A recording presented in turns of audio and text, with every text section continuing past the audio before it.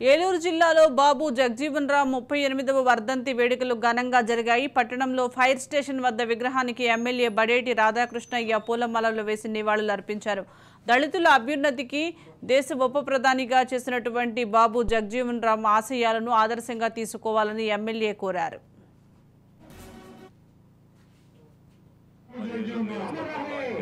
నివాళులర్పించడం జరిగింది. ఏదైతే ఆయన చేసిన సేవలు కొనియాడుతూ క్విట్ ఇండియా ఉద్యమంలో ఏదైతే ఆయన పాల్గొన్న పాత్రను కానీ, అలాగే నెహ్రూ గారు మంత్రివర్గంలో పిన్న వయస్కుడిగా మంత్రివర్గంలో ఆయన సాధించిన ఘనతను కానీ, అలాగే ఆయన ఆశయాలకు అనుగుణంగా ఇప్పుడు జరుగుతున్న పరిణామాలు కానీ దళితులందరూ కూడా తీసుకెళ్ళాలి.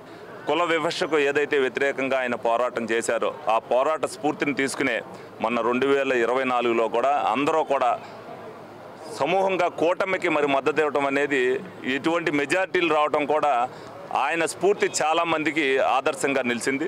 రేపు రాబోయే రోజుల్లో కూడా ఎప్పుడైనా సరే మంచి పట్ల, కుల వివక్ష పట్ల వాళ్ళు అదే అంకిత భావంతో పనిచేయాలని, అందరూ కూడా ఐకమత్యంతో మెలగాలని, ఆయన ఆశయ సాధనని ప్రజల్లోకి తీసుకెళ్లవలసిన బాధ్యత వాళ్ళకుందని సందర్భంగా ఆయన కొనియాడుతూ ఆయనకి ఘనంగా నివాళులు అర్పించడం జరిగింది.